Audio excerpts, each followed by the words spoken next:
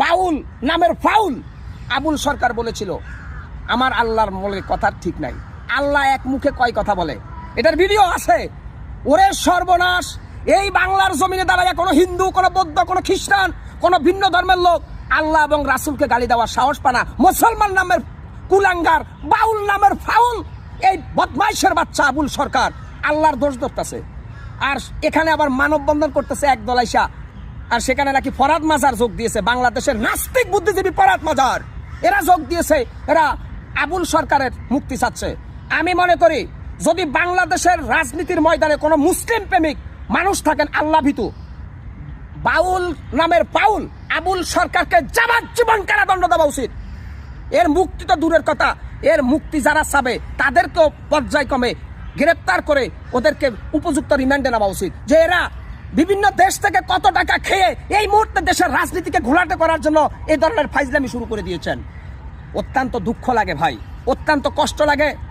এই যে কয়েকদিন আগে ভূমিকম্প হলো, গোটা বাংলাদেশ কেঁপে উঠলো, যখন 5 তলায় 10 তলায় অনেক আলালের ঘরের দুলালদের কিন্তু একবারে অ্যান্টিকিটা জ্বলে উঠছিল যে এই মনে যায় যায় দম, সবাই পড়তেছে লা হাওলা ওয়ালা কুওয়াতা ইল্লা বিল্লাহ।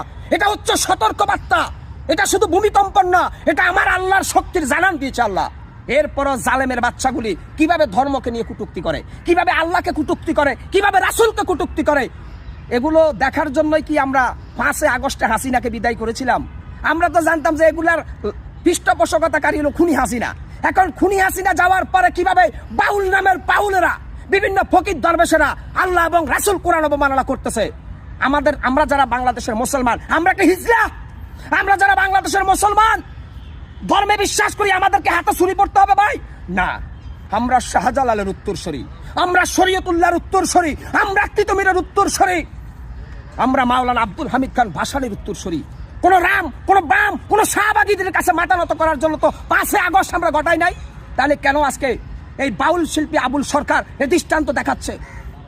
এর দেখানোর পথে অনেক বাউল নামের ফাউলেরা আসবে বিভিন্ন ধরনের কোরআনের ফতুয়া দেওয়ার জন্য।